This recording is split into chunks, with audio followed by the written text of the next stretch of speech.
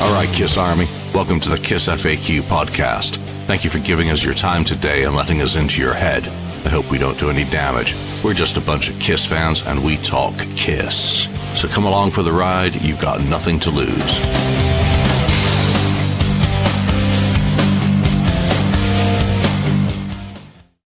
All right, welcome to the KissFAQ podcast. I'm your host, Julian Gill. We've got Marcus Almighty, Mark. We've got the voice of reason, Ken. Hello. And we've got the guy who likes to talk for 9 hours on podcasts, Daniel. We're just talking a little bit about long podcast episodes. I used to do that with the lipstick panel. And about 3.5 hours later, I was like, these are very bad life choices that I've made. I want to thank everyone who's joining us live today. Michael Kissvids, Gordon, Austin, and anyone who's listening in. This is going to be our Alive Super Deluxe review, and the title by Ken there, or it could be Kiss Alive. The deluxe box has shipped. It's been received by many people, but not all. I see that there have been some shipping delays for our friends overseas, and that's simply the way things go. But hopefully everyone's had a chance to hop onto Spotify in the very least, or YouTube, or any of the streaming platforms to give it a listen. I don't think anyone's excluded from being able to listen to it. I did get the vinyl again, and I'm not bringing the box out because it's too damn heavy. I've got the only thing that matters next to me, and that's the book. But I'm just listening to digital. I'm not going to spin the LPs. Yeah, you got the LP as well. That thing is a monstrosity. It's absolutely ludicrous. All right, so before the box, what is everyone's quick Alive story? I mean, in 90 seconds or less, Mark, Kiss Alive. Before this, treatment and the Dress to Kill box with those live shows came out, what did Kiss Alive mean to you in your personal sonic soundscape? Very important record. Again, I mentioned it earlier in other episodes that my sister Jane bought it for me for Christmas when I was young.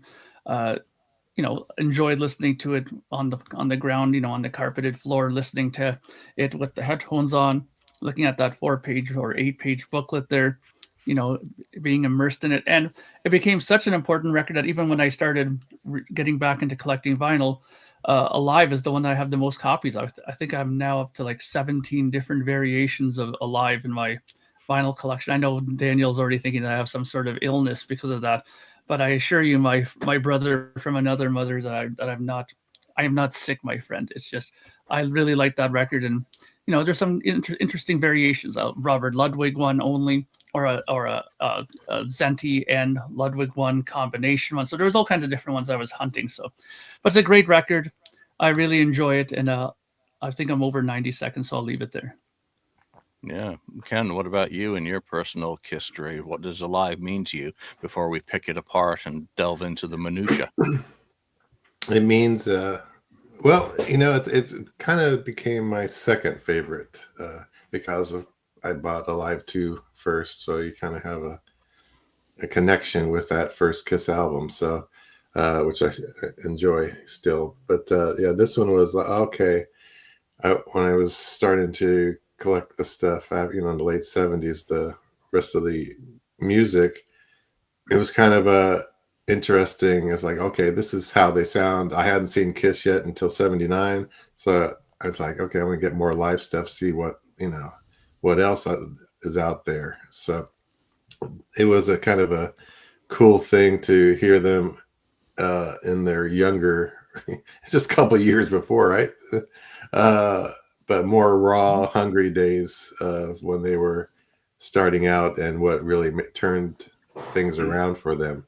So, it means a lot because it kind of prepared me for the live Kiss that I was about to see coming out with the raps and all that kind of stuff.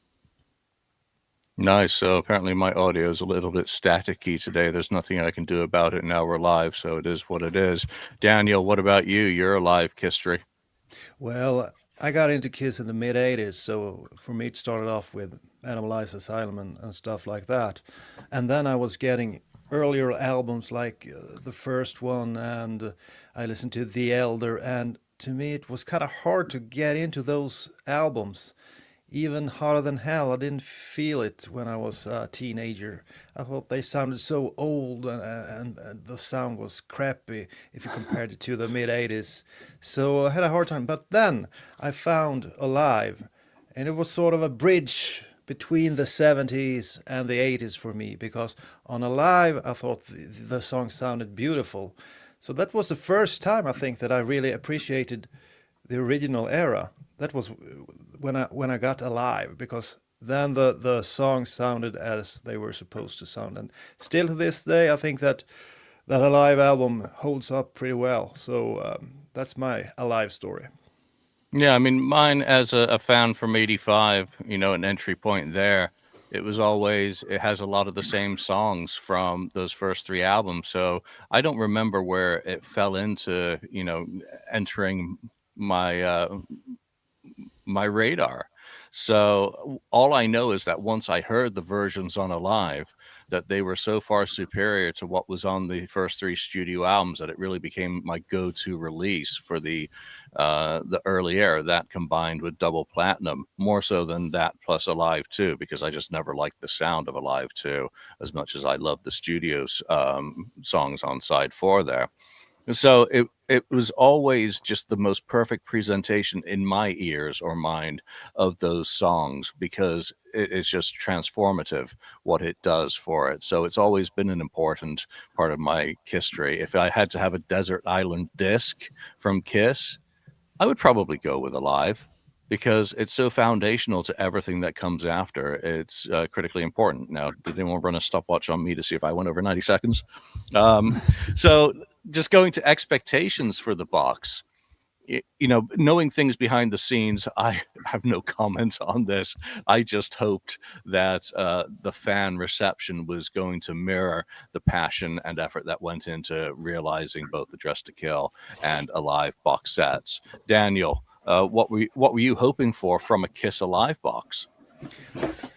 Well, I was never one to collect these kind of boxes. I'm pretty much enjoying the music, so I won't get that box. But I was hoping to get a few more concerts. Actually, that first box with Dress to Kill sort of made me satisfied.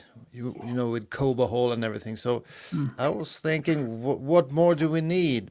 But actually, one of the concerts on this one is pretty cool, and the how do you say it? The on the cake, the Icing. the icing On on the the cake. cake, yes, was that jam sessions that they did, or when they recorded the sound check. I had no idea that existed, and I really enjoyed Gene telling one of the guys to keep it down and all that kind of stuff. So that was kind of a surprise. And when it comes to all the things that goes into the box, like photos and the book and everything, I'll leave that to Ken and Julian to talk about that. But that book looks pretty cool from what I've seen. So I think it's a really cool package, and it's just mind-boggling that they do nothing, and then they release 2 huge box sets within like a month. Pretty crazy. So, but I like it. I think it's a nice looking box. Yeah, Rex nails it for me. I just wish that it was all 5 recordings, and I didn't know about the rehearsals. So there was an illuminating audio release this year. Mark, what about you? Expectations? What were you hoping for? I think I got what I pretty much expected. I mean, I was very pleased with the Dress to Kill box. I thought it turned out really nice. Much like Daniel, I'm more into the musical end of the stuff. I mean, having collected a lot of other box sets, with all those ones as well, I find that I open them, enjoy some of the, little tchotchke stuff like the pictures and the 8x10s and the replica programs and that, but I never tend to pull them out after I've looked at them the 1 or 2 times. So for me, it's always been more about the music, and musically, I'm being very satisfied with it. But I have to admit that, like, the 100-page books and the Gotham newspapers, which I was able to get as well, are the things that I'm mainly interested in reading, like all the behind the scenes things, the recording techniques, what they did, and especially for like something like Alive, there was a lot of discussion, more detailed discussion about how they corrected a lot of the vocals and how they they worked on some of the drum stuff with the cymbals and leveled out a lot of things. So those are the kind of things that I love, because as a person who mixes my own music as well and does that stuff, you couldn't always try to find little tips and tricks of how to do stuff with your own music. So these things are invaluable to someone like me. So I really enjoy them. So they went kind of above what I was expecting in that regard. Nice. I always like it when you're positive, and you no and no, and you justify that positivity with a a technical answer like that. So that's awesome, Mark. Great. Ken, what about for you? I'm going to be mostly positive. Uh-oh. No, I mean, yeah, it's what I expected. I mean, based on the first couple of box sets we got, and then Just to Kill, it's we know pretty much what to expect now. And I think we have someone in the room. Oh, a special guest today is Lonnie. Lonnie, yay! Nice T-shirt. Yeah, it's unbelievable. I'm glad you're here, Lonnie. Sorry for my tardiness. That's all right. I had to change computers. Sorry about that. Oh, jeez. All right. Well, Yeah. You can buy one on Black Friday.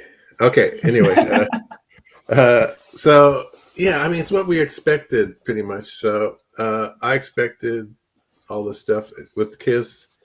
Everything has to be over the top. So these box sets are over the top with all the extra goodies in it, and I got mine, and everything was pretty good, And the newspaper is great. It's always a great addition because you get a lot of information about the recording of the record and the songs and the background and all that kind of stuff. Plus the book, like everyone was saying, Mark. So it's all good. The only problem I had, where is it? Is for some reason, I think Peter Criss was packaging the record. No, there's a sticker. They actually put a sticker on the live copy of the double live album, and with a number 3 in it and circled. And I was like, what the hell is that on there for? So I started to try to peel it off, and it's like, it's not one of those kind of stickers you can just pull off easy. And it was, I think it was, going to rip the cover. So I'm dealing with that. So that's what I'm dealing with. Otherwise, I think the record is great. I'm actually very happy with all the sound and the music, the live music that's on it. Is just fantastic. There's some weird anomalies, I guess you could say, that is like, wait, what is that? I heard this before. This sounds exactly the same as this, kind of thing. I will get into that, I guess, in a bit. But otherwise, yeah, it's great. It can't go wrong with these box sets. Yeah, you have to let us know how your replacement goes for that LP, whether they send you a whole new box or whether they just send you an LP. So, I don't think, yeah, I'll deal with it. Yeah. Hey, Lonnie, glad you could join us today. Let's get you caught up on everything we've covered so far. So just why don't you just set up what Alive means to you before this box set came out and where it sits in your personal sonic soundscape, and then just hit us with your expectations for the box. Well, Alive is very important to me, and as I'm sure it is to all of you and everyone listening and watching. It's Kiss at their core. It's the hungry Kiss, as I like to call it. It's before it's the band that's on the verge of becoming big, or maybe even not. It's a band that with one last gasp trying to I don't trying to think of a better word than stay alive, but they they're still hungry, and you can just hear it on the record. And we've talked about our first experiences with Alive before, and getting it and just being blown away by it when we did that 50th anniversary special on Alive. It is a core album, and it's the album that if someone you always get the question of if someone's getting into Kiss, what record would you give them? This is the record I would give them. Is listen to this if you want to try to dabble into Kiss, or you want to explore the band. So my expectations of this were high, being as important as an album as it is, and we'll get into it, but it has lived up to my expectations. It's really, really good. Yeah, and that'll be a good poll to put out there, for whether it lived up to expectations or has not lived up to expectations. But for what it is, I'm happy. Did I get everyone? Because Lonnie, your late entrance threw me off. Sorry. Yeah. I'm gonna blame you for everything now for the rest of the show. Thanks. Awesome. All right, so let's get it. Let's get into the formats that everyone got. So I think there's 3 of us that have purchased physical. Daniel, are you doing streaming, or did you order? What did you go with? No, I'm streaming the stuff. I'm using Spotify. Of course. Of Mark, course. you're streaming as well. Was there anything in here? I know that you've got shipping issues with being in Kananatistan up north there, in that farm place as well. But are you streaming, or would you buy this actually? Well, I mean, I would buy it on CD, but I mean, just the whole conversion rate is pretty steep, and the shipping on top of that, it does get a little extra pricey on that. And I mean, if it gets onto Amazon.ca, then that's a better option. And but I'm like I said earlier, though, I'm streaming right now, and I was able to get a PDF, very nice PDF, high resolution PDF of the newspaper and of the whole complete book. So I'm pretty happy for what I have. Like I said earlier, I can live without all the extra tchotchke things too. So, but I'm really enjoying streaming the box, and listening to those. The great thing about that is I can listen to it in my car. That's why I wanted to buy the CDs initially rather than the vinyl, because I travel a lot in the car and go back and forth, and that's my listening area of choice. So I'm glad to do it that way. I think you nailed it there. It all comes down on to when or how you're listening to music these days. I certainly can't sit in the house and play vinyl on a loud volume because I have 3 kids and so on. So that's out of the question. So I mainly listen to music when I'm going for a walk. Walk an hour or an hour and a half, and that is perfect to have Spotify. Of course, I download the files before I go out, and I can use a higher, whatever it's called, bitrate resolution, high resolution. So, and getting great headphones and listening that way, to me that's really enough these days. Of course, I would like to blast up the volume on the speakers, but I can't do that at home no more. So that's my way of listening. Well, Ken, you clearly went with the 14-pound option and going to be getting up every 20 minutes to flip those fuckers over. Yeah, I did. I got the vinyl, and I did get up and flip them over.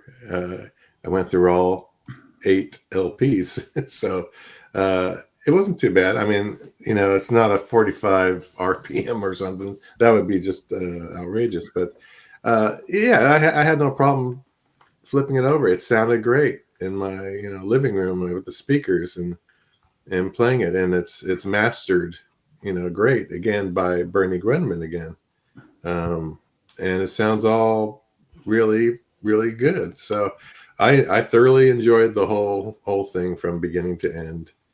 So I'm glad I may get the digital version down the road though, so I can just load those on my computer. Apple. Julian, can I just make one little comment really quickly that I think is important to record collectors? We're taking comments. It is on the sticker. It says it's mentioned quite a bit on the sticker that these things were mastered from the original analog master tapes by Bernie Grundman. Blah blah blah. Well, it's not. But it's not. It was taken from the master tapes, but it was converted to 24-bit 192 resolution, and that's what was put on the vinyl. That's not a analog to analog source cut, so don't dream that it is. If you want something like that, you're gonna have to buy Neil Young records for that, because he's the only one who tends to do that.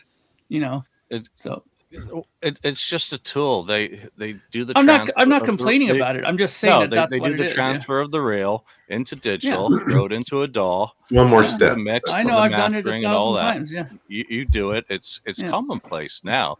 But Yeah. I mean, if you go into the semantics, people aren't going to freaking understand it anyway. But Yeah. yes, to be pedantic and to be correct, yeah, It sounds very great, little though. comes off. Either Very way. little comes off. Well, Yeah. yeah, I mean, even It does sound years great. ago when they were doing the 2014s and they showed a picture of the reel that they were using for the first Kiss LP, so MBLP 7001, they actually were using the master that was prepared for the Ampex cassettes for Yeah.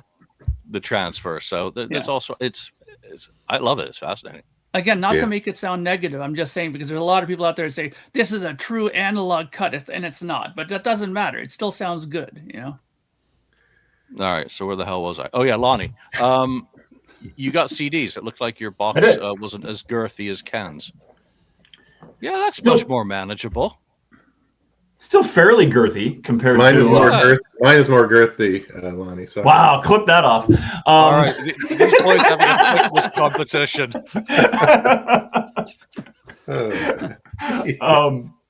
But I mean, compared to the Destroyer one or the Creatures one, I mean, it is bigger than those. But it's the same size as the Dress to Kill. But it's it's everything I wanted it to be, though. But so how you guys were talking about listening to music. I mean, I took the CDs and I put them on my iTunes like it's 2007, and then I can listen to it in the car. I listen to it when I'm running. I can listen to it when I'm shoveling freaking snow Anywhere. this morning. That Yeah. kind of stuff, Oh. Welcome to the club. right? Snow. Wow. It's terrible. Yeah, so I got the LP one. I'll never spin it. I went through the contents, obviously, in the boxing video. I bought the high-res digital. That's my go-to listening copy. And I always do either HD tracks or Cobos, whatever it's called, depending on which one has the higher resolution. They're not always the same offer. So I've done that again. That's my daily driver. That'll go into my car. I may have to do the iTunes because I hate trying to cross-load crap onto my iPhone. It's such a nightmare. They've made it such an unpleasant process. It's not like it used to be with an iPod, where you could just freaking dump it in there. Now all the metadata gets so screwed up in there. But you know what? It was a good day, to go out and buy the digital for Kiss Alive to get. Well, it wasn't a good day after I listened to it, Anthology 4, but the new Def Leppard Live as well. So it's really good. Let's jump into the box content because I want to get through this. Mark, let's start with you because you've already got your pirated copies of the Gotham News and the book. So what are your impressions of that in terms of its quality and content? Because I thought there was a lot of great new interview material. Absolutely fantastic. I mean, I couldn't be more pleased with the way those turned out. I mean, I'll put it this way: if the box set alone was just the albums or CDs, if you wish, and the Gotham News and the book, and that was it, I would be more than a happy person. I mean, I know a lot of people like collecting the other ends of stuff, and I have no problem with that. But for me, I'm very pleased with the Gotham News. Lots of great bits of information. Eddie Kramer did a fantastic job talking about it, and all the details that are around it, and even in the credits, I have to give them credit for that. I like how he did that there. That the credits turned out really good too, with how they talked about the specific trucks that they used, the Fedco truck for this and that. I mean, I like that little minutia of those things, like what they used and stuff like that. Incredible information. And like I said before, I love seeing like the boxes. I loved seeing, for example, the track sheets. Again, one of the big things among us guitar players was what were they really using as far as amps on stage. And on the track sheet there, you see it says guitar, Paul guitar, Marshall, Paul guitar, Fender. So that finally it's confirmed that they both used Marshalls and Fender Deluxe amps for live, probably as well as studio as well, I'm going to guess as well. But obviously for image, they used just the Marshalls on stage and they had the Fenders off stage or probably behind the mic to combine the sounds. But that's the sound of Kiss. back in the days, a combo of Marshall and Fender amps. And I'm glad that that was finally confirmed, because everybody was kind of always in the, not sure about that. So that kind of information is gold for people like us. And it also, what's his name? Gene. He's a combination of DI and microphone signal for bass. So, sometimes you weren't sure. Was he just using a DI source? Was he just using a mic source? Now, these things for me get me really excited, as you can tell. I love this kind of information. How did they mic Peter Chris's drum kit? It's just kick, snare, and left, right stereo, the rest of the kit. I mean, that's fantastic. Like, that's how it was busted down. I mean, obviously there was more mics when they recorded him, but what was committed to tape was in that format. So really 4 tracks of drums, that's incredible that they got such a fantastic sound, which proves that Eddie Kramer is an exceptional engineer to do these kinds of recordings, as well as the other people that were involved in the other trucks that were recording it. So again, was I happy? I was ecstatic. And the book, for example, too, great photographs, some stuff I've never seen before ever on photos, because I'm not that big a picture guy, so maybe there were more pictures there that were out there, but I didn't see them before. Great stuff though. And again, a lot of great pictures of live environments. The Cadillac stuff was really nice. So for me, I'm happy. I think that was just incredible. Great stuff. Yeah, here are the originals for one of those pages of the notes from Alive that are Nice. in my collection. So I knew that was yours. Yeah. Okay. did you? I just knew. I said, I bet you that's Julian's. Yeah, I mean, I imagine how I didn't know they had a freaking pencil on them when I bought them. So, Ken, what's your kind of take on the Gotham News and the box contents? We'll talk about the other chalk-keys. Yeah, the Gotham News is great. It's always great to hear or learn new things about what was going on at the time. The music, I mean, the Eddie Kramer stuff on the Gotham News is just, things we've been wanting to learn about or hear, for 50 years. While they did do fixes, on the final versions, the actual recorded stuff is not bad. It's great. I enjoy listening to it. There may be a flub of something, here or there, but it's a live show and it's perfectly fine. But everything he's talking about, how, a certain person was, whether it was sick or their guitar was down, too low, they couldn't pick it up, part of it, their solo, you bring it up, level things off, make it work. But it was really, really, I mean, it's just good. It's just interesting stuff, tidbits. The book is great. What else are you asking about? Other stuff, Chalk-keys.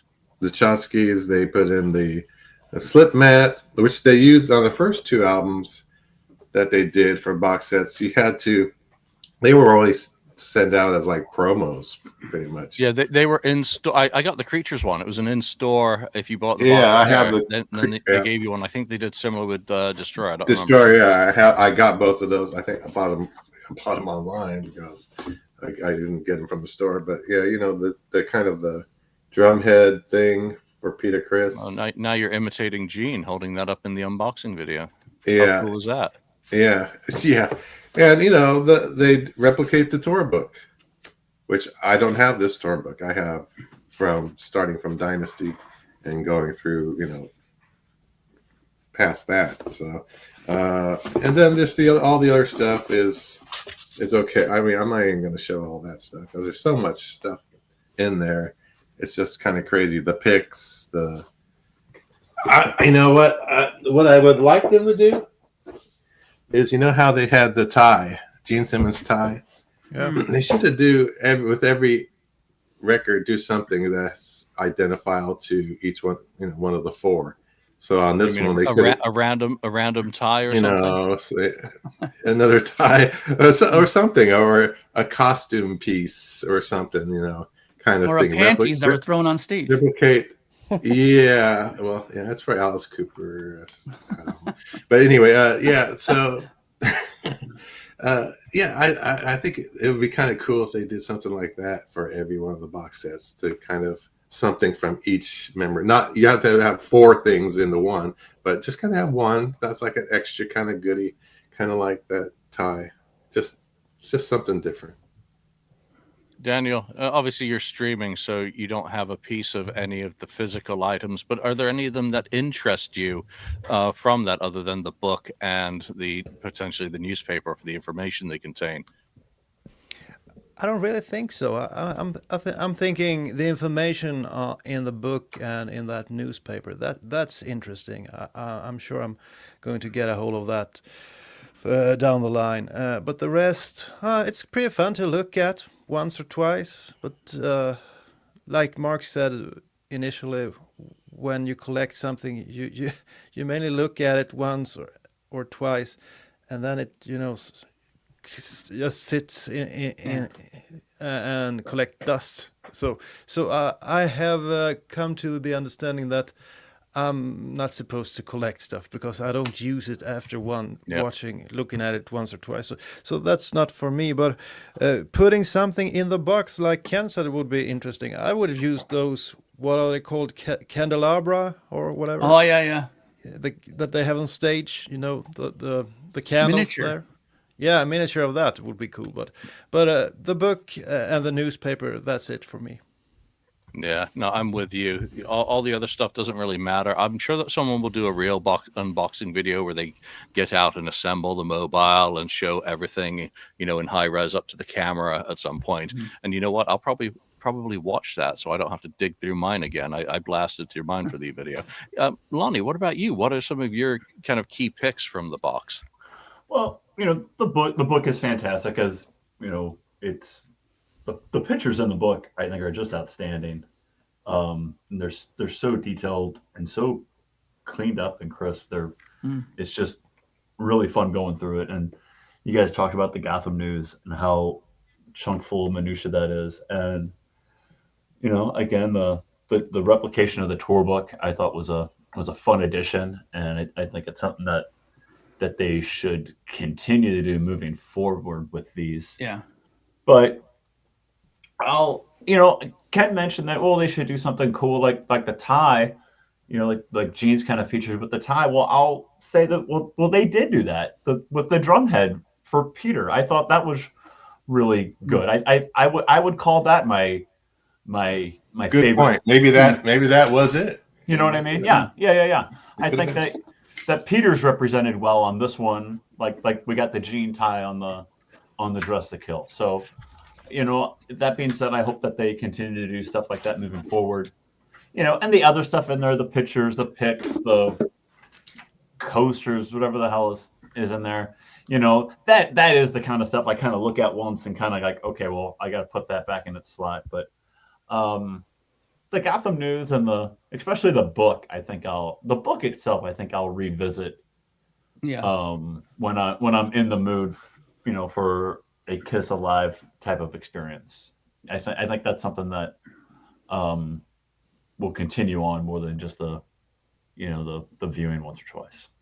We'll be back with Kiss after this. Oh, hey, you're still here, watching or listening. Why don't you hit that subscribe button or click the like one? And if you want even more, click on the join button on YouTube. Thanks for your support. I nearly got that queued up right, but there we go. Pretty good. Ken and Lonnie, did either of you get the confetti that was thrown in randomly with some packages? No, sir. No. Wow, No pretty rare, confetti. I got real confetti. I got real Yeah. confetti from a lot of Kiss concerts already. That I say from concerts. That was completely random, luck of the draw. What's that from? I didn't notice. It's a lenticular that came in there. Yeah, I was really bad at my unboxing. I didn't pay attention. All right, so box contents for me. Gotham Rock City News, I love the information. I'm with Daniel and Mark on that. That's really kind of core stuff. There are some unusual voices, in the book. Some people that you don't often hear from talking about the show and Alive. So it's obviously I'm biased because that's the area that I really care about the most. So I thought there was a great selection of pictures. I'm not one of those people who hang out in those photo collector groups, so I thought there was a lot. My one complaint or observation is that there weren't enough real boxes in this one, and we'd had an abundance of those in the Dress to Kill package. So I would have liked to have seen more, but perhaps they were too similar and they didn't have enough variation to really make sense from a design point of view. The Rehearsal's reel, having that one is gold. So what else? Another minor criticism, I don't like the repetition of pictures between the color book and the Gotham. So there are like two German, or one German, I think one Dutch, 7-inch single. One's in black, they're in black and white in the Gotham News, and then they're repeated in small in color in the book. It's just like, pick a couple more. You know, there's a lot to choose from. And then the coolest thing, the mobile. I thought that was really neat, and I saw some people having issues assembling it, and I thought that was hilarious. So, that's it for the contents for me. I got everyone. Guess let's get into the music. The Remaster. This is going to be interesting. And Alex, where is your comment? Because let's get this out of the way. And this is for the LP box set only, I believe. Lonnie, I don't know about your Alive CD in the box. Did that have the recreation of the booklet either? No. So it's weird. Yes, Alex, it is weird. Agreed. That the 8-page insert booklet was not included in the set, because a lot of those images and the layout are unique to that and not replicated in the tour book that was created later. So while we get a replica 76 tour book, which is done very well, it's a strange omission, especially when you consider that the booklet was included in the standalone products, from my understanding. Hopefully Ken can confirm. Yes, that the standalone does have the booklet and a poster, at least the one that I got for the colored vinyl. All right, so Daniel, let's start with you. On the Remaster, the new version of Alive, is it a yay or is it a nay? Will it become your listening copy of the album going forward? I think a problem when sort of recreating or remastering an album is that you're so used to the original. I mean, Alive was perfect to me as it was. However, I guess some of the instruments are a bit clearer. You can tell a bit more what they're playing. For example, Gene's bass, I think you hear a bit better and stuff like that. But overall, how can you top a great record? Well, it might sound a little better, but I've listened to records on cassettes and been blown away, back in the day. So to me, sound quality, well, it is important, but the music and the album stands on its own. So I think it's nice that they did this, but I guess you need some sort of extraordinary speakers and stuff to really enjoy it, I guess. I don't have that, and I enjoyed it. I wasn't blown away by it, but it's a nice touch. Lonnie, what about you? I enjoyed it. I've enjoyed listening to it the last, few days to a week. It's a little strange to hear Peter Criss say Paul Stanley after 100,000 years. Kind of, made me like that. Did I just hear that type thing? Yeah. Will it be my go-to listening? I don't know. I enjoy the 2006 version that came with that Alive box set. That's my go-to, actually. And I don't know if that'll really change. I think that it's going to be hard for me to replace that. That's my go-to. Mark, what about you? I think they did a pretty good job. I mean, the whole idea of the remixing, thinking that they can improve it or get it up to the current standards of audio quality. I feel sometimes it's sort of a missed an idea that's not too good, because I mean, when an album is made at its original time, there's a vision, there's something that they wanted to achieve with it. And now when you're going and trying to change things, now you're moving away from the original vision, I sometimes find. So I've always found that Well, this is good. Don't get me wrong. Bernie did a good job with the remaster of it, but I'll always go back to my original U.S. Robert Ludwig or the Alan Zentz one that I have. Those two copies are very special to me. Those are the ones that are really bonded with that album, and I think those will always be my go-to. But sonically they did a good job. But I mean, Ezrin did Resurrection for Destroyer. It was supposed to be the big master improvement on that record, and I think that that's been proven that it's not exactly the case with that either, right? I think that most of the time people will enjoy or stick with the original one because that's what they remember, that's how they hear the record, and anything kind of changed to it sometimes takes away from the original pleasure that they had to it. So it's a great job they did with it, but I'll still stick with my original Robert Ludwig version.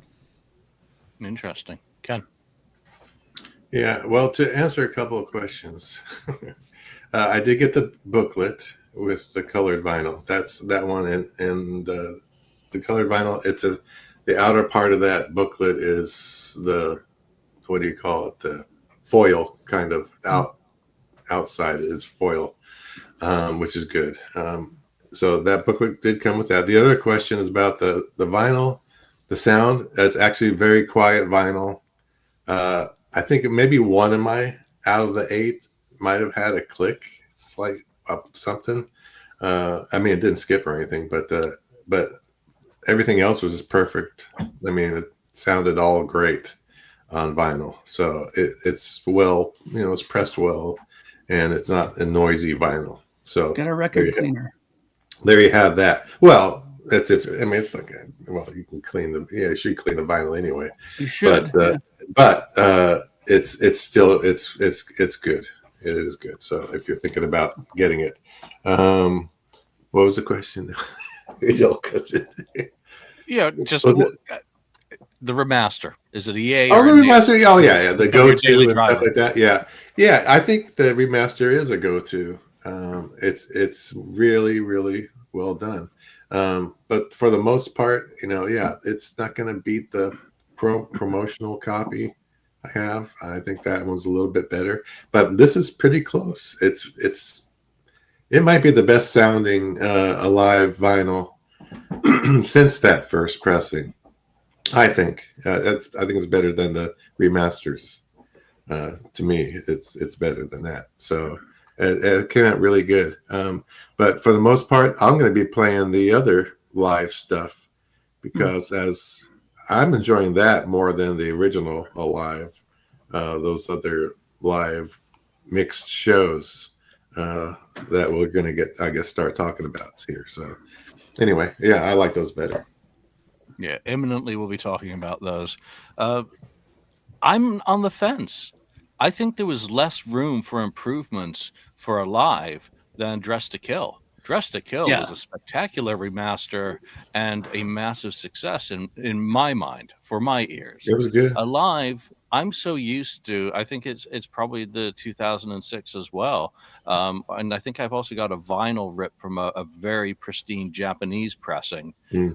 That's kind of been my go-to analog to digital version for many years. Just like, some people can hear something special in a Robert Ludwig. I never heard anything special in any of the Robert Ludwigs that I had. But maybe that's me. Well, it is me, but ears are different. So I think there's less room for improvement over it. But we'll have to wait and see. I'll continue, listening to the box just as one folder of digital files. So I'll continue to listen to it. But when I go and listen to Alive, it's going to be my usual Alive folder. That I'm not replacing those files with anything from the box. Let's get into disc 2, Davenport 2, the second show from Davenport.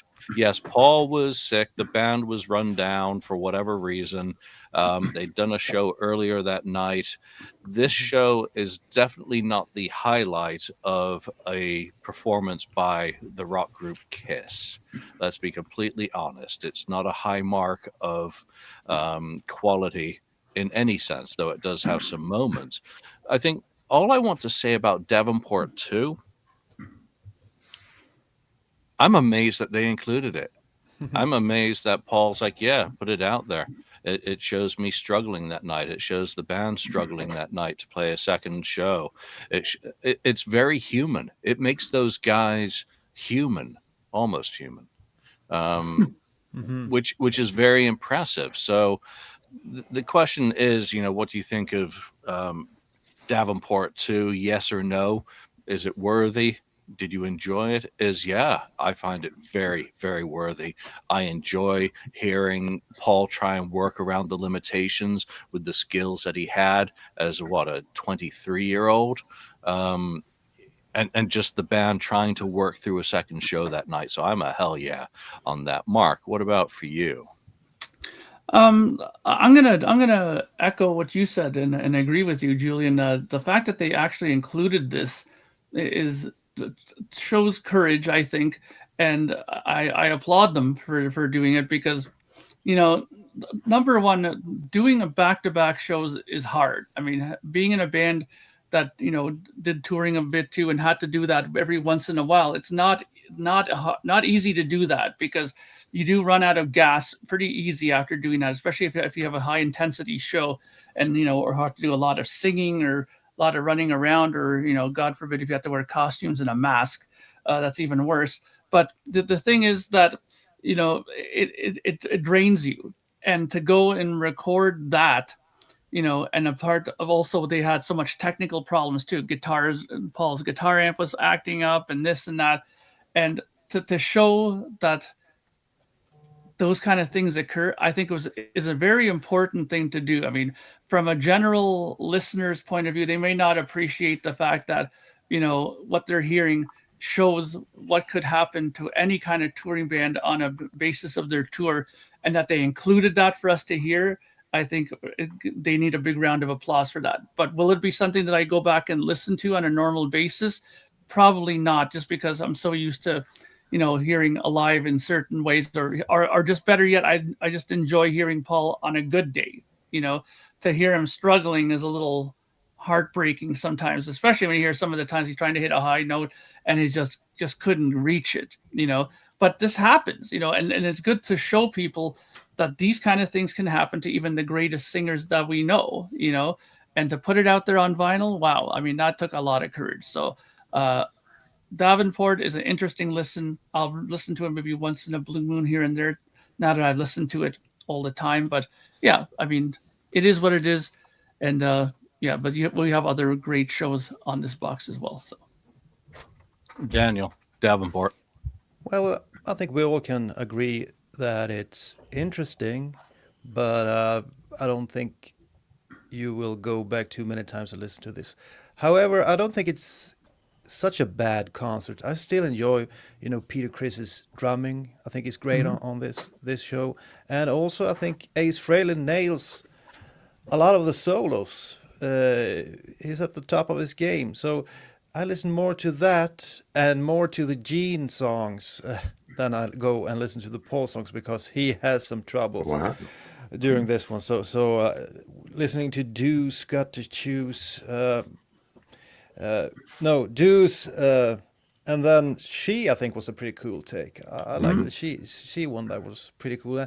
And to hear the presentations before the songs still is kind of cool, and his struggles there as well, Paul. So he cuts out some of the hilarious intros he used back in the day.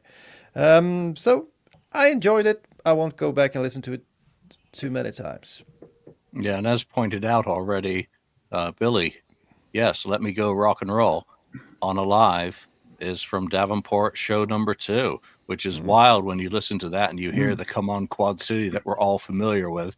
And then later on at the end of the song, you hear the full rap, which was cut and edited for the Alive album with, I think it's Quad City Goodnight from Peter shouting it. So very, very cool.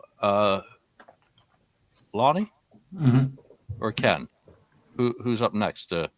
Davenport 2. I've lost track. Go, Lonnie. Both? You first. I thought I just started listening to Davenport, and and you get through Deuce and like, okay, that sounds, you're like, And then you get in the strutter, and I'm just like, whoa. And it really took me by surprise the first time listening to it. And then, as you go on, you're like, oh, wow, is he struggling because of the night? Because, they already did one show. Is he sick? What's going on here as you're listening to it? But I can appreciate the uniqueness of it, though. That it's so, it is, like Julian said, very human. And, and you listen to that, and then you listen to Wildwood, or you listen to the Kobo from the Dress to Kill set, and I enjoy that it is so different from the rest of them. And, I went back and listened to the other Davenport show after listening to that. I'm like, did he sound that bad on the first show? Did I miss that when I was listening to Dress to Kill? And I can hear him sound better on that first show for sure. And I guess just the strain of doing the two shows in one night just caught up with him by the time the second show started. But I appreciate the uniqueness of it, and I don't think it's one that I won't go back and listen to. I think it's something that I will go back and listen to, because it is so unique from the others. I'm like, I might be, well, what's the difference between, Davenport 1 or Kobo and Wildwood, where, they might sound very similar to one another, but I think this one is more unique, that I think it will stay with me and we'll continue to listen to it, actually. Nice. No, great sentiment there. Ken, how about you? Yeah, I'm totally in line with Lonnie on this, because I was thinking that I like the sound of it being unique too. It's like, it's not another Kiss carbon copy of a show where it's like you don't know which one is which because they're so alike sometimes. But I thought it was unique how he's trying to save his voice on that, because I think I like it better than the first Davenport, the Davenport 2, because of that, and because I think in Davenport 1, he's still trying to go for those notes, but he's just scratching and it's going off and stuff. So he decided, I'm not going to do that on the second one, and just kind of lower it down, keep it lower, and not scream, and where it's going to crack my voice so much. So I enjoy the Davenport 2 more. I think energy wise of the band, I still think the energy is in 2 is better than the energy in 1. Just the way I feel about it when listening to them. So yeah, I'm totally in line with Lonnie about the going back and listening to this, and pretty much for the uniqueness of it. Yeah, I think from the 2 box sets, Kobo's the clear winner for me across the board. But the next disc is a very close second place as a complete show. You can't include Cleveland, unfortunate. Wildwood versus Davenport 2. I can't believe I asked such a dumb question. But there we are. And to me, Wildwood by a absolute mile. But there's an elephant in the room when it comes to discussing this show, is that there clearly seems to be non-raw audio track being used on some of the takes. And I think the answer is in the book. And just before we get into the opinions on that, here's Come On and Love Me. We know they recorded 16 track through the remote trucks, but look at track 21 there. Paul overdub. So, track 12 and 11 and 14, pardon me, I do know how to count. 12, 13, and 14 on the original track sheet is all vocal tracks and then audience. So they clearly had originals. Did Eddie just hear that 21st track? Was it a composite pushed to 24 track to work on in the studio? Studio receipts do say 16 track, by the way, for mix. So I think it's 16 all the way across. But look at Black Diamond again. You have your Gene vocal, your Paul vocal, your Peter vocal. And look at number 21 again. You get your overdubs. So I don't think there's shenanigans as much as overdub tracks were available, and they clearly sound better than the raw. And Eddie at age 80, whatever. How old's he, Mark? 82? Yeah, he's Um, around there. Yeah. yeah, he's an octogenarian for certain. Hmm. So I think the explanation is in the book as to why the Yeah. audio tracks on some of Wildwood sound closer to Alive, simply because I think a lot of Wildwood, as we now know from A being it, formed the basis for Kiss Alive. So, duh, of course they're going to sound more similar if you're using the overdubbed audio for Paul's vocal. So I'm a yay, no matter what. I'm a yay on Wildwood because it sounds absolutely fantastic. And I've even A-B'd songs from Wildwood. What is it? The game tracks from 2009, and it's all the same. And there was a third one I put in the mix, and Alive, and they match up. They're so close. But it's another soundboard. It's another complete show. So it's a yay. It's better than Davenport, number 2, obviously. Lonnie, what about you? Yeah, it's absolutely fantastic. I was listening to it this week, and I'm like, man, this sounds just incredible, and you can really hear Alive from this show. You really can tell, like, well, this is where a good chunk of it was from this show. It's really well done, and yeah, you can hear the overdubs too. But I know you guys said that Kobo was the best. In my opinion, this one's the best. I thoroughly enjoyed this one. I mean, Kobo would be my close second, but I enjoyed this one more than any of them. It's so great. You can hear one thing that's really fun when you listen to them all is 100,000 Years, and how Paul just how he just refines how he's going to speak to the audience after Peter's drum solo, and you can hear it just get better and better, and how it progressed to what we got on Alive. And you listen to 100,000 Years from that, and then I guess Cleveland it's really Cleveland, I think, though, actually 100,000 Years is where it came from, but we'll get to that. But Wildwood is fantastic. Daniel. Yeah, I have to agree that this is one of the 2 best concerts on the Dress to Kill and Alive box sets. I truly enjoyed this one, and it's mind-blowing that people always said that they doctored with Alive and they changed a lot, and it's done in the studio. This really tells you that they weren't too far off when they played it live. I mean, this sounds almost as good as the finished product. There are some highlights on this album. I really enjoyed Parasite on this one. It's really raw. Ace's solo is so great on this concert. Peter's drumming and the vocals. And the reason I couldn't really appreciate Davenport, the second night, is because Paul Stanley's vocals. I mean, I guess he's my favorite rock and roll singer of all time. And having a concert when he can't really perform, that really takes it down a notch for me. So that's why I can't really enjoy Davenport too, like Ken and Lonnie. I can't get around that.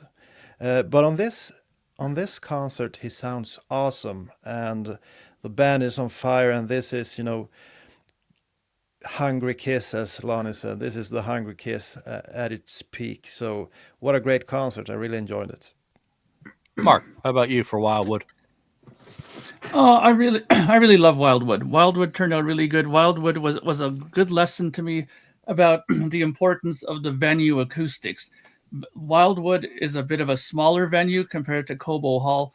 Because of that, the way the music bounces around in the building is a bit different. It makes the sound a bit tighter, a little bit more compacted. And that's why I think it sounds really good, Wildwood. It's very punchy sounding. The drums sound really good. Cobo Hall itself, the arena, has a very distinct sound to it. It's like almost where we're at a point now where if you listen to enough concerts from Cobo Hall, you can kind of identify that sound of that building almost with the band. It's a very interesting thing acoustically speaking. But Wildwood is really good. And I mean, referring back to the newspaper thing here, it even says here that Eddie Kramer said that Hotter Than Hell definitely has some overdubbing. We have to fix a lot of things at Electric Lady. One of those things we have to assemble a lot of things. I don't think that the overdubs you could really notice though. So there was a lot of things that were fixed up later on, but the performances are really good. And a lot of the things that they had to overdub was because of different things. Like maybe there was like a feedback or something dropped out. There's a lot of talk about amplifiers going down in the middle of the song and stuff like that. Those are things that they needed to fix out of necessity. Otherwise, you'd have like this song rolling and all of a sudden on one side of the stereo spectrum, this would just drop out all of a sudden. And you don't want that. You want to have a uniform sound throughout the concert, especially if you're going to be putting out a product that you want people to buy. You know what I mean? Like in this situation where it's in a box and people know already that this is like raw tracks, it's not going to be as big a deal if somebody listens to it and something drops out. It's sure it's more real that way, but you got to think product compared to this other situation. But Wildwood, I think, is fantastic. Great performances. Vocally, it's very good. And what I'm very glad about that they pointed out is, considering how much flack Peter got over the years from Gene and Paul, Eddie Kramer is quick to point out that a lot of his stuff stayed as is on Alive. His vocal performances, his drum performances, for the most part, were perfect and kept as is. So there you go. I mean, Peter was very good in those days and was probably the least overdubbed and corrected of the whole thing. I mean, there's lots of talk about Gene's corrections, Paul's corrections, even Ace's solos had to do a little fix, not because he didn't play them good, but because, again, maybe his amp crapped out or something and this and that happened, right? But hats off to Peter. Great performance, and he was really the backbone of the whole recording in a lot of ways. Nice. All right, Ken. Well, first of all, I'd like to say I agree about Peter. I think he's the hero of it all, and I think he was just awesome through this period of time in the 70s. He's underrated. He's wild out there, and he's going all over the place, where he's doing things that he doesn't do on the albums, right? Which I guess a lot of drummers do. Some people keep it exactly to the same thing that like Neil Peart, right? He's going to do the same thing as he does on album. He's like was so precise and that sort of thing, and very good. But he was just a madman out there on the drums live. Peter back in the mid 70s, and it was great. Yeah. I just find myself focusing on what he's doing, and it's like, wow, we're just going. So as far as this show, I kind of have a problem with it. Excuse me. Because when I first put it on, I thought, do I have the right record? Am I listening to Alive? The Alive, and I thought, oh, this is weird, and then I thought, well, wait a minute, Alive was overdubbed on vocals, and stuff like that. A lot of overdubs, and I thought, oh shoot, what's going on here? So yeah, I kind of have a problem with the overdubs. I just think I want the original, without any overdubbing and stuff. I guess that's the way it's what was left back when they fixed things back in the 70s when Eddie Kramer originally was doing things. So maybe that's all they have, and so I think that's kind of a cheat in my opinion. just thinking about it, but otherwise it sounds great. I mean, I think it does sound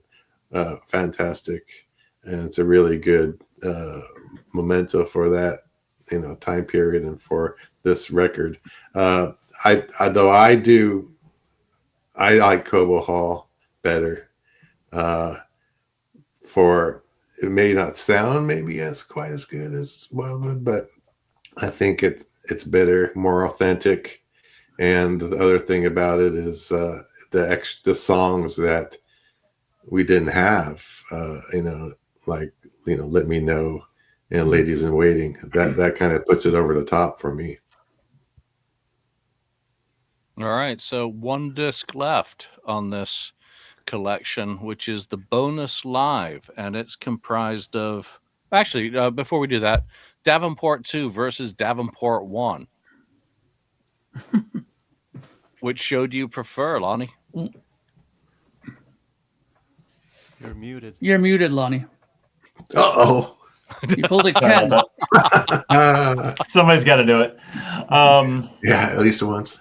So, as much as I talked about how Davenport 2 is great and it's unique, and it definitely is, Davenport 1 is probably the better show of the two.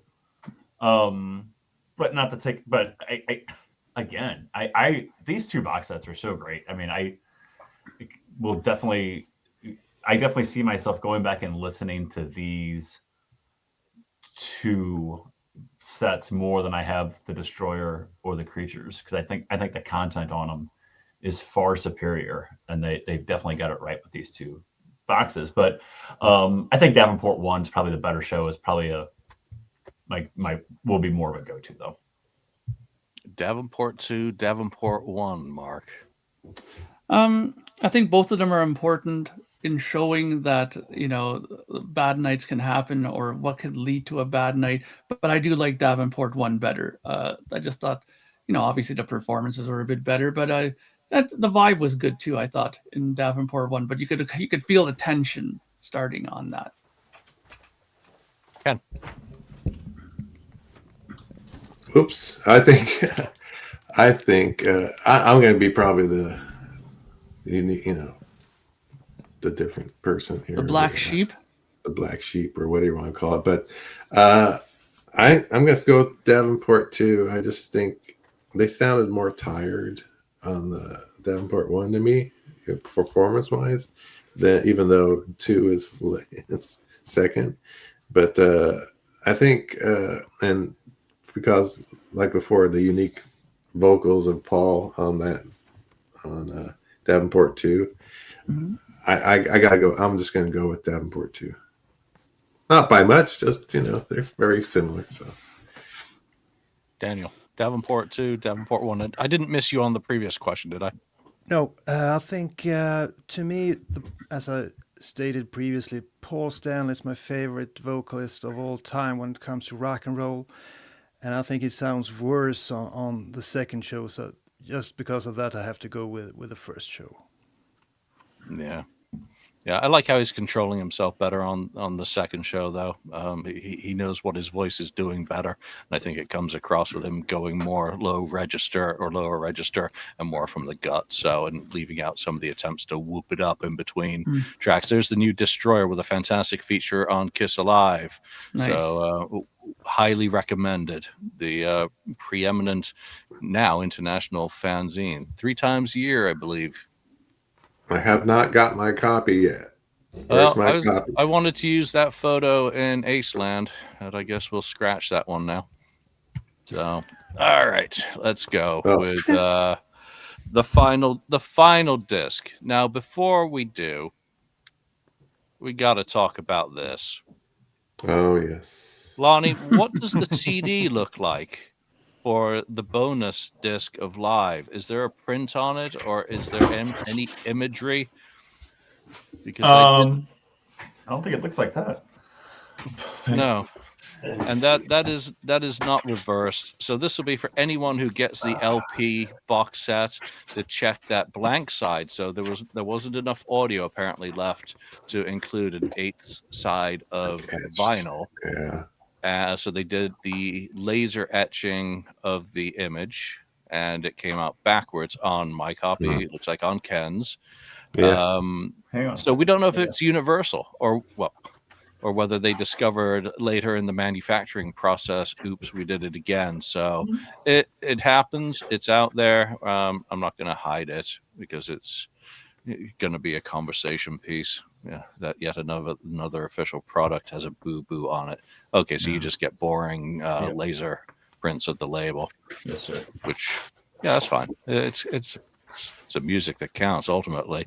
So the final disc is the Rehearsals from Davenport. Let's start with the Rehearsals. Well, let's split this into 2 parts. The Rehearsals from Davenport, and then we'll talk about Cleveland afterwards. Daniel, what was your take on the Rehearsals from Davenport, including Strange Ways? Now, people were up in arms thinking that was going to be an instrumental. Boy, they were wrong.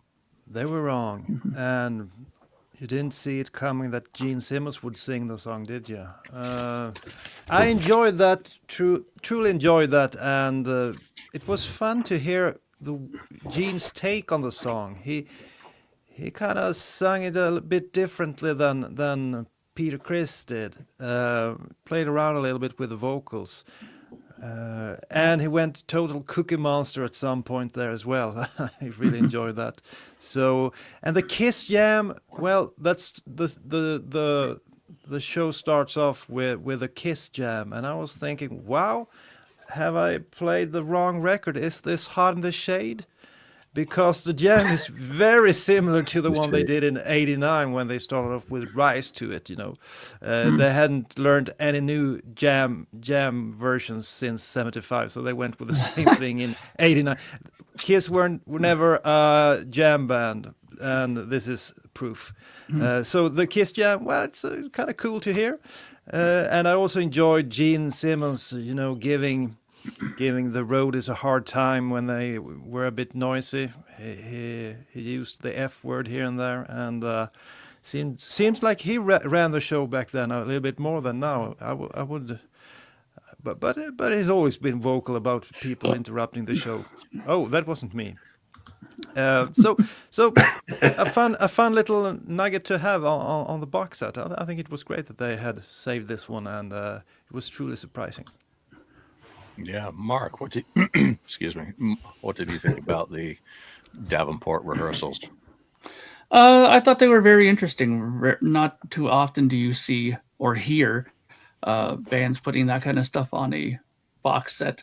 Once in a while you do, but I think Daniel put up mentioned a great point that Kiss has never been a sort of jammy sort of band where they can just bust into something sporadically and jam it. I mean, it's 12-bar blues, but I think more importantly what they were doing with this is a lot of the times bands will do this, or sound engineers will get a band to do this in order to set levels properly. They'll get them to just play something just off the cuff so they can get the levels of the drums good, match it up with the guitars and the bass and stuff like that, get a nice overall level so that when they did do the songs like Strange Ways and Rock Bottom and the other ones, they had a good level, so they didn't have to adjust it on the fly. So it was good. And again, I was surprised as well about Gene singing Strange Ways on there as well. Interesting version of it. Wasn't totally different, but it was different to hear it in his voice. And I thought it was well done. I enjoyed that whole section of the recording. Yeah, very revealing. Lonnie.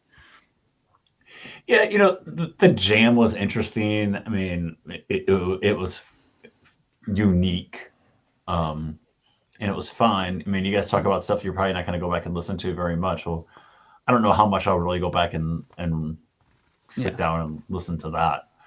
But I thought Strange Ways was great. Obviously, just to hear the band play it, period, I thought was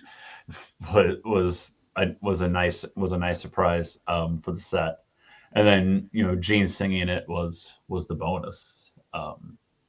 So that was definitely fun, and that's something that's a go back and listen to it again type of thing is that Strange Ways. And I thought room service, the instrumental for Room Service, that's that's fun too. It's just something different, and I don't know if is that the version of Room Service that ends up on You Wanted the Best, You Got the Best, and Paul ends up singing it. That's kind of what it sounds like. Yeah. So, for the reunion tour fans, that's fun when you can go back and have that. So, no, I thought that was good. Those Davenport rehearsals and the Rock Bottom as well. So. Very, very enjoyable. It was. I'm glad they put that stuff on there. So Lonnie touched on it, so I'm going to talk about it. Room Service. So now we know, I guess, that You Wanted the Best was done in the form in 1996. If you look at the reel that they used, that looks like early 90s transfer reel box.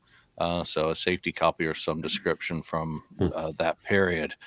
So I guess it's not from Davenport per se. that they called room service that they had an instrumental track, and it was easy to have Paul just throw down a vocal on it. And I still need to do some A/B work to put that into a little video just to walk through it all to make sure everything lines up. There's different speeds obviously involved in the transfers done in the 90s to now, and then the calibration of the gear. It does vary ever so slightly, so you got to find the magic number with which to adjust one track or the other, and that's a pain in the ass to get those to align without professional sound studio gear or training. Training being the operative thing. So I love the rehearsals, strange ways, so that they're putting one in their pocket in case.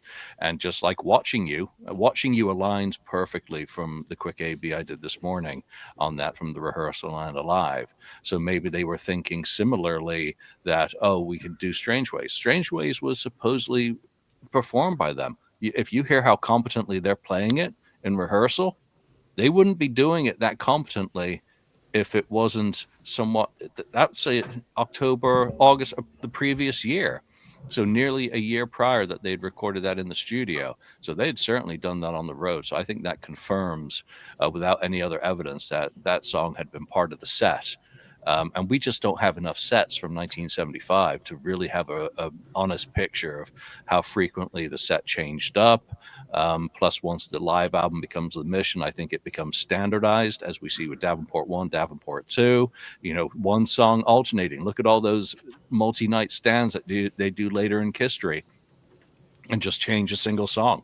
Oh, wow, here they are doing the same back in 75 as well. So very interesting from those perspectives. So I need a lot more time to do A/B work, but just listening to it straight through, when I did, I was like, wow, did not know about a jam. It's not very good, to be honest, but I'm glad I get to hear the band doing something off the cuff. How unusual is that for this band that we love? Completely off the wall. I think I'd also heard that Strange Ways was an instrumental, so hearing Gene do the vocal was very cool. He's just doing a placeholder, but it sounds serviceable. Whereas his Watching You vocal is pretty much the vocal that was used on Alive as well. So very, very interesting stuff. This is worth the price of admission to me, this disc, because of that rehearsal, more so than Wildwood. Ken, I had you still to go to, right? Yeah. Yeah, I agree with you on this. The rehearsals are great. I mean, the jam is interesting, you know, trying to do a bluesy thing. They're not that type of band, but they did it, and they seemed to just kind of go with it and have fun with it. So it was interesting. I think probably the most comfortable in that jam is Ace. Ace seems to be more comfortable playing that kind of music. He seems to enjoy it probably more than any of the other three members, that style of music. I think has said that he's influenced by a bunch of blues stuff too, other than Stones and other stuff. So that was kind of cool. The room service, that you can see that was used later on. The Strange Ways with Gene, I thought, oh, that was good. I find it interesting that he sang it, and it's possible that he knew it well enough, because maybe they had an idea of him singing it before having Peter sing it on Holler in Hell. Maybe Gene was going to be the first attempt at singing that song before they went with Peter, giving it to Peter. So I mean, it's interesting. I like hearing Gene sing something different, though it's not his full kind of effort, because it's just a jam and rehearsals, but it's still pretty cool. It sounds really good. Rock Bottom, Watching You, just all good stuff. So I enjoy it. I enjoyed the whole rehearsal thing. Yeah. So one last thing on that is, on that reel, they did have a basic miking setup for how they mic'd this show. So you can see bass drum, which is kick, snare, drums left, right, bass direct, bass mic, That's interesting. There's the Marshall and the Deluxe, Marshall Deluxe, Ace Paul Peter. Thunder Deluxe. Yep. Siren and Audience Left Right. So how they were miking the show for that one. And Eddie wasn't at this show, but since I flashed that one up a few times, that's just the context of that image. Cleveland. Mhm. Cleveland is a double-edged sword, as I've already said in various shows, because Let Me Know is excluded from this box for whatever reason. But my, oh my, does Cleveland sound like it was a mighty performance that night from what we do get from this kind of core performance part of the show that's included on the bonus disc. It's the solos, it's the preacher. It really is the core crescendo as the show reaches the end of the main set. Boy, oh boy, I hope that one day they find those missing reels and that they could do a full off the soundboard or something release of Cleveland in its own right. Because if the rest of it is as powerful and dynamic as the little taste we get, then I think it gives Wildwood a good run for its money, and also potentially Kobo.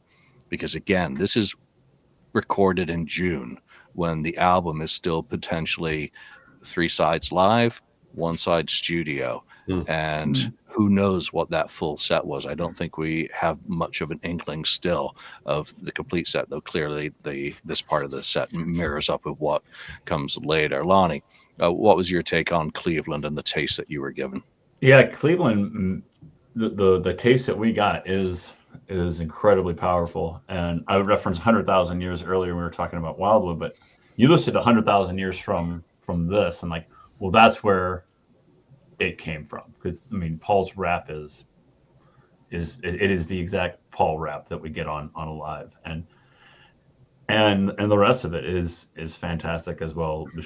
With She and Ace's solo, Nothing to Lose, Come On and Love Me, super powerful stuff. They are really hitting their stride here, and these songs have become really polished as to what we've seen, how the set progressed from the Dress to Kill box set up through here. And I agree. Like, why isn't Let Me Know on here? That's, I mean, it obviously exists. I mean, most everyone has heard that. I mean, why isn't that on here? Is a mystery, but I'm with you. Maybe one day. I mean, maybe it's a pipe dream at this point, but we can get the rest of the show, because man, is it a great crescendo to the end of these 2 sets. Daniel. Yeah, it's very unfortunate they couldn't find the whole show, because this sounds like a stellar performance. However, I think it was the correct decision to include whatever they had, so we at least get a taste of it. So, but you can't help to feel a bit sad that you don't get the whole complete concerts, because when you're listening to a concert, you really want to hear it from beginning to end. At least I do. When I go to a bootleg or something, I want to hear the whole concert. It's like getting to a concert a bit late, you know. It's like it's not a nice feeling. So I missed the first part of the show. But the right decision was to include it, and I enjoyed Come On and Love Me. I think that sounded real good, and I guess Lonnie liked it as well. For sure. Ken. Yeah, I mean, Cleveland, it sounds, fantastic. But yeah, it is too bad that they don't have the whole thing. Why couldn't they get the King Biscuit deal, to help with that? Or well, maybe some tapes were sent to wherever they made King Biscuit, press that kind of stuff for radio. No, because 3 of those songs on King Biscuit are Wildwood, 100% definitively. Oh, okay. All right. And I'll do a separate video with the alignments on those. So 3 of them survived on the Wildwood, but... Okay. Yeah, so it's kind of strange. I mean, this is where, maybe someone filed it in the wrong place, or it got destroyed at some point. Who knows? It was maybe something went bad, or got lost, or bad with the tape. Happened with the Creatures box, Yeah, it can happen, I guess. So, But we got part of it, which is, you can't complain too much. I guess we got something, and it's it's really good. So I enjoy it just as well as some of the other better live stuff. Mark. Yeah, Cleveland was a interesting listen. I mean, compared to the rest of them, I didn't listen to that one as much, but it was a great performance. I agree with Daniel that it's kind of one of those situations where you wish you had the whole thing because it's odd starting from like a middle point of a show and going through it. But it was definitely a great performance for sure. I'm curious though as to why they don't have the accompanying reel to it. I mean, usually these things are put together and stored together, and it almost makes me wonder if they were taking the first tape for something else, maybe some other project they had in mind where they were using the material off of that and just never put it back in its rightful place, which happens a lot in these kind of storage facilities where things are mismatched or mislabeled or put even horror put into wrong boxes. Like they put it into a Grateful Dead box instead of the Kiss box by accident, and then it's lost for ages until they find it again. Best right? Grateful Dead box ever. Yeah, but the other thing that I want to echo that I think needs to be echoed is what Alex said earlier about the only thing that's missing is a 15 to 20 minute short documentary, and I'm going to echo that because I have quite a few different box sets from other bands as well, and one of the one I'm going to echo again is the Marillion box sets that have come out, and in every single one of them they have at least a 45-minute to an hour documentary on the making of or the time period around the release of the album. I mean, Kiss has lots of information about the times around their things. They can get, even if it's just Gene or Paul to talk about some of the things. And I think that people would enjoy those things. I mean, maybe as we get closer to like more newer records, like, I don't know, like Rock and Roll Over or Love Gun, maybe there's more available stuff that they could refer back to, even maybe some video footage of something that they can use to it. But I would love to see that kind of stuff. I mean, I think it's sorely missing from their things that, and in a way, I know I'm going to get tomatoes thrown at me for saying this, but in a way, what makes these sort of box sets not as good as some of the other ones because they have those things involved in it. I'd love to see, documentaries on it. That's why I always go back and watch these Marillion ones or these other bands that have them in there because I want to know about the history. Nice. Yeah. So before we move on into the conclusion. Here's imagine how much the Alive box sets would have cost if they had a full Cleveland show. Now, that's not what I'm going to just ramble on briefly. Imagine if they'd had the full Cleveland show and included that, but not included the rehearsals because the last CD that they planned for the box was full. Would you take a full Cleveland and sacrifice the rehearsals? Yeah. Knowing that what you'd be losing after the fact, Strange Ways with Gene vocals, instrumentals, etc., and watching you. Mark, yes or no? Yeah, I mean, I love full concerts. I mean, let's face it. I'm curious to see 6 months from now how many people are going to say that they've been listening back to that disc with the rehearsals and with the Strange Ways and that. I mean, I don't know. I could be proven wrong, and maybe lots of people are going to listen to it, but I can't imagine that. I think more people would listen to a full Cleveland show.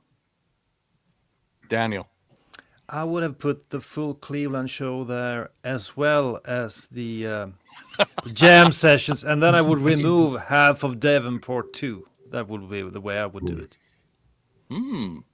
Okay, so you're cheating. You didn't go off the menu. You basically did a tie your way. I fully can. No, give me that full Cleveland show because what we got is amazing. I'll take that full Cleveland show. And like I said, I enjoy the rehearsals. I appreciate the rehearsals, and I really like that version of Strange Ways. But again, like my jam session, I'm really not going to say, oh yeah, I'm in the mood for that today. Give me that Cleveland show. Yeah. Ken? I want everything. Oh, of course he does. I mean, come on. If you have it, put it out there, just add it. How much does a freaking CD disc cost to make? I mean, or even vinyl. This doesn't cost that much. Do you want Universal to go broke because of put a 10-inch? Because Ken wants it all. Put a 10 10 inches, inch. 10 inches considered a specialty pressing, Ken. Well, so what? Make it special. It's already cost enough as it is. You think we're going to drop $1,000 for a box set? Drop a jockey. Look at the glow in the dark creatures of the night. There's your $1,000 thing. Yeah, but it's not sold out. You can get 30% off right now on Kiss Online. But anyway, yeah, I think you can just add the stuff. If you're gonna do it right. That's my opinion. Yeah, I'm conflicted. I can't decide. I can't make a choice on this, whether I would sacrifice that for a full show. I'll say this. I was very disappointed when the track listing was revealed and it was only partial Cleveland, but the sonic quality and performance certainly made up for that disappointment with it being so spectacular. So I was glad to, begging for an eyeful, but you only get a peek. In this case, I'll take that peek because oh boy, it was a grand peek. All right. Oh, and Mark, last point. You want a documentary? Go watch that unboxing video. It's a 5-minute documentary on Alive from Gina Paul.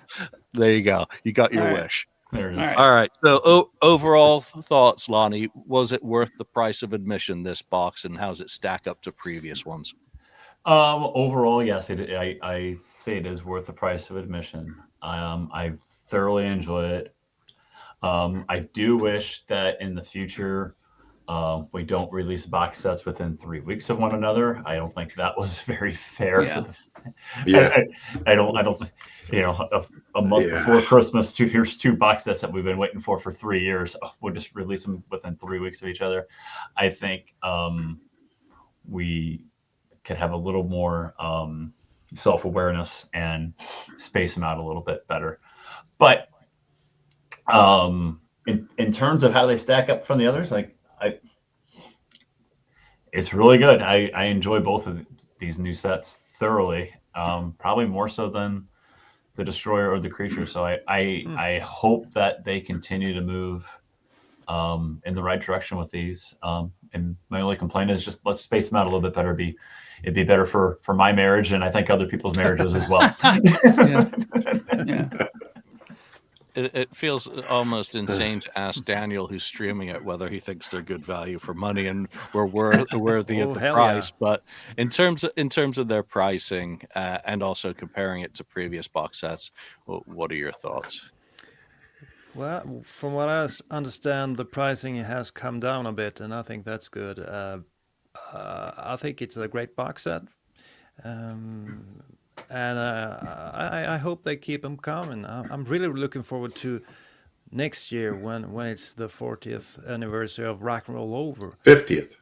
50th. Oh my God, it's 50 years. Yes, we're old farts. Yeah, but because the one thing that really stood out to me on all the box sets was that Betrayed song from Creatures, which sounded pristine.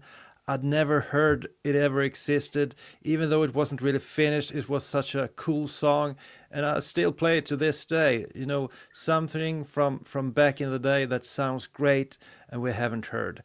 As you said in the beginning, Julian, Alive was perfect from the get-go, so to speak. So it's hard to be really, really surprised. And I guess that thing with Gene singing Strange Ways was one of the high points for me. One of the highlights of the records. But great concerts, great box sets, and if you have a lot of money that is burning a hole in your pocket, go and spend it on a Kiss box set. Putting that comment up for posterity. We'll find out next year. Yeah. Mark, also in the same boat as Daniel, but fair to comment on value. Well, I mean, I think it's the value is very good. I mean, even on the vinyl and the CD version, and again, I'll just reiterate that the only reason why I don't have the CD one is because of the shipping and the conversion of the dollar. It's the only reason why I don't have it in my collection, and it's sort of disappointing that way. But I am glad that I have it, though, in one way or another. But one thing I would like to ask you guys before we end, we now have a deluxe box of the Destroyer, deluxe box of Creatures, Dressed to Kill, and Alive. If you were to rank them best to worst, what is your favorite and what is your least favorite box? I would say for me, my favorite one is going to be Dressed to Kill, and my least favorite is Destroyer. Of course. We'll go around the table on that one That's after amazing. Ken gives his judgment on the value. Yeah, the value, and I mean, yeah, jeez, the value is, I guess, it's good for the value. Would I like a less expensive vinyl box set and not have to spend $400 on that? Though, the problem here is the value is actually, if you don't include the hoodie or whatever, or the T-shirt, it's really less. And I have a problem with them forcing us to buy the T-shirt or hoodie, even though I have the live T-shirt, the hoodie or the T-shirt with the box. It's just crazy. But whatever, they need to make as much money as they can. So yeah, I had to, like I said before on the prior episode, I sold some records knowing that there's going to be box sets coming. And so I sold some on eBay to offset this big expenditure. There's different ways to save money, but I just thought, well, I'm just going to, because it's crazy, it's going to be expensive. So I have a little problem with the price point, and I think they should give a little bit more value or options to people who do not have the money to spend on a full box set. Something that's downgraded or a lower version that they can afford. So like they did for Destroyer and Creatures, but they didn't do that. They did that. It was like a double and three disc versions. They did, and that, I think that's a good alternative. And so you're losing some sales there. I don't think you are. I think there's an economic and business reason why those no longer exist. Otherwise, they'd be doing them. They pressed too many of them. Well, I don't. Yeah, maybe it just hasn't worked out, especially with logistics and some of the international things that are happening now that do affect businesses. Yeah. Maybe they've been a complexity that they're focusing simply on the big marquee product, and there's nothing that precludes them. Like they did this, ass backwards for the Creatures and Destroyers box sets.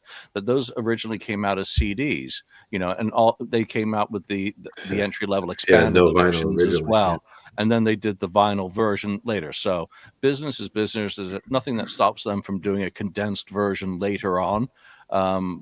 So who knows? I have no visibility into why they made that decision. I just wanted to jump in with an opinion because I haven't talked in a couple of minutes. So whatever. Value, it's up to, I guess each person's going to have a different thing about value.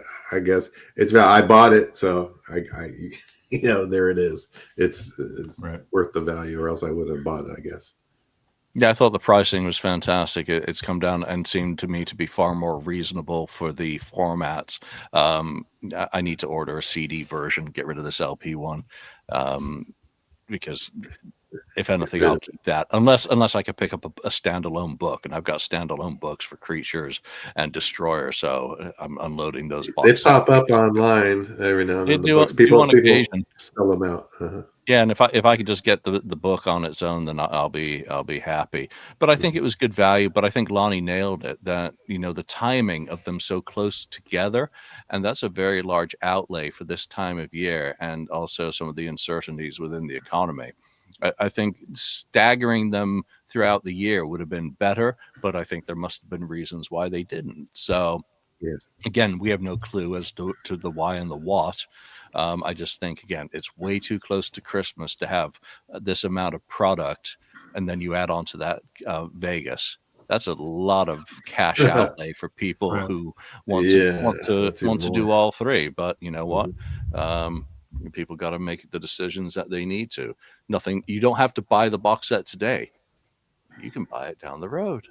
It's not like anyone's forcing you to. Yeah, do it when it's right for your circumstances. Until then, enjoy streaming, enjoy podcasts, pontifications about it. Let's go back to Mark's question. Rank the box sets. I just wrote mine down. Creatures of the Night is my favorite, followed by currently by Dress to Kill.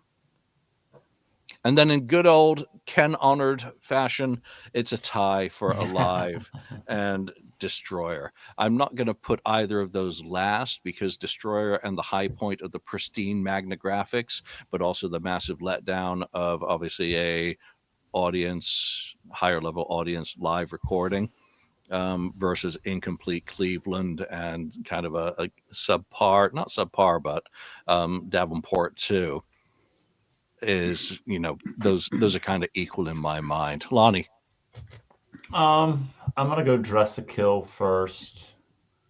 'Cause I enjoy that from start to finish. There's really no letdown in there, other than the 27 versions of Rock and Roll Night. and then I'm gonna go Alive because I really do enjoy these live shows, just thoroughly. The band just sounds so great. And then Creatures, and then Destroyer. Daniel. I think the one that stands out for me is by far Creatures of the Night. Mostly because I'm really into that album. I love that long version of War Machine, for example. Had no idea they recorded that version. I love that demo thing they did with Betrayed. And also, I hadn't heard a lot of soundboards from that era. And you got like 3 or something on the box set there. And it was really interesting to hear Vinnie Vincent's take on some of the older solos. Was pretty interesting. But I like the energy on that tour. I do enjoy those concerts. The thunderous drumming of Eric Carr, and that they included the Killer stuff as well. So I think that was a home run. Destroyer, I think Destroyer ends up in 4th place for me, and Dress to Kill 2nd, Alive 3. Alive 3 would have been cool, but Alive Maybe someday. Alive ends up in Oh, that's gonna 3rd be a long position. wait. Maybe someday. Yeah, we'll see. that could be a really good box. So Hell yeah. fantastic. All right, Ken, is it a 4-way tie, a 3-way tie, or just a tie? I was gonna say A Gene Simmons tie. Hey, good one. It's kind of tough. I'm gonna say Dress to Kill, maybe 1, and then Alive and Creatures tied for 2nd. I can't roll my eyes. And then Destroyer 3rd because of that. The thing that bothers me about Destroyer is that bootleg show that they put on. I already had that bootleg show on vinyl, but I bought many, back in the 80s, and it's like really no improvement over the darn thing. So that kind of bothered me that they didn't have a real live soundboard type show. Yeah, and there we are. Let's end with just one last question.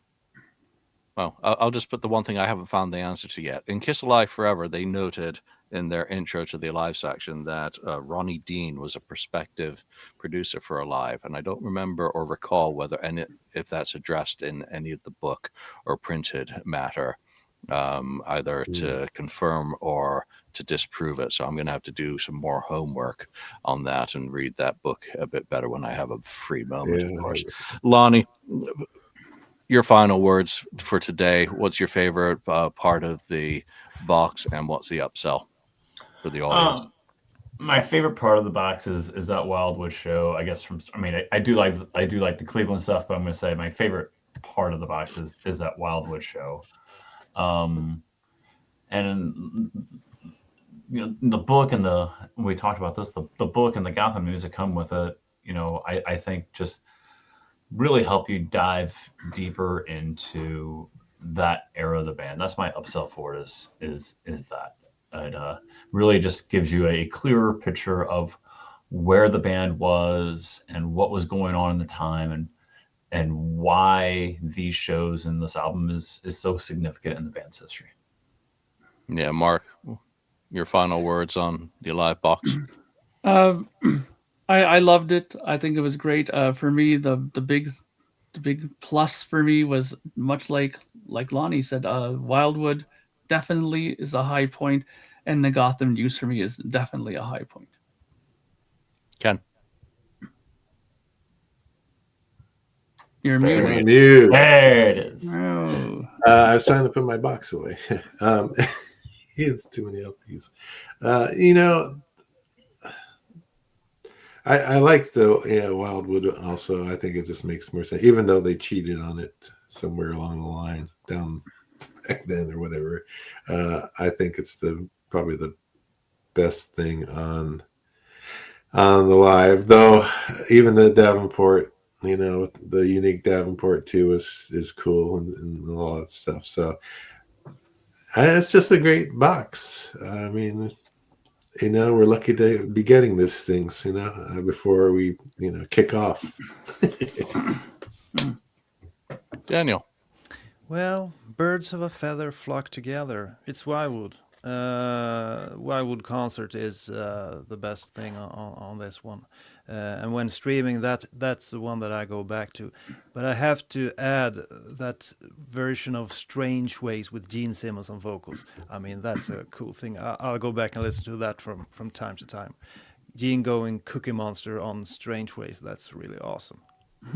Yeah, as much as the rehearsals are a revelation, I'll say my standout for this box is, of course, Wildwood. But I think this is a 50th anniversary year that has actually delivered after the disappointments of 2023 and 2024, where the debut and Hotter Than Hell were ignored because of business. 2023 could have been Lick It Up, which I think still would have been a perfect follow-up to Creatures, just doing the two eras, one and then the other. But this year, in 2025, KISS, Universal, Pop House have hit a home run with the Dress to Kill and a live box sets, and we finally have that which we craved and bitched and moaned about for decades, all of what is available in terms of recordings from the construction of Kiss Alive, and I will take it. And I think for the rest of the week, well, actually, I gotta do a show tomorrow because I'm going to do a review on the new Thayer St. James album for EP.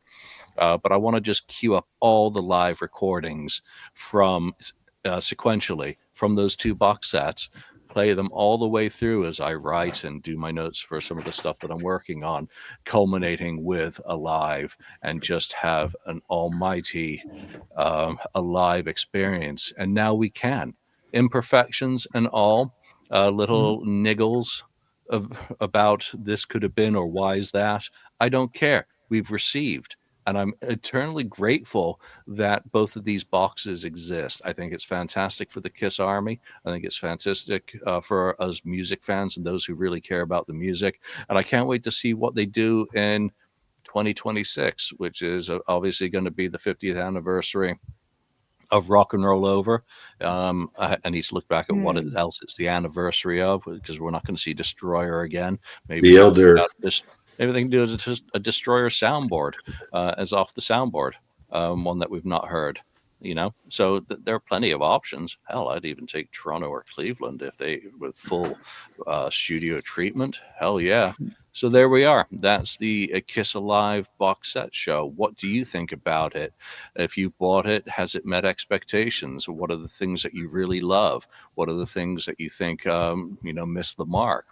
For us, we're happy. For us, we are Daniel, we are Lonnie, we are Mark, Ken, and myself, and we thank you for joining us, and we'll see you next time.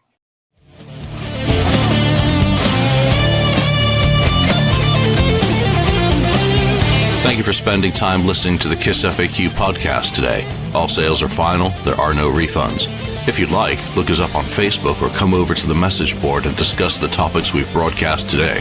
Don't forget to hit subscribe wherever you've listened to this show, and a like would very much be appreciated. We hope you'll join us again, but until then, remember, life's a radio. Turn it up to 10.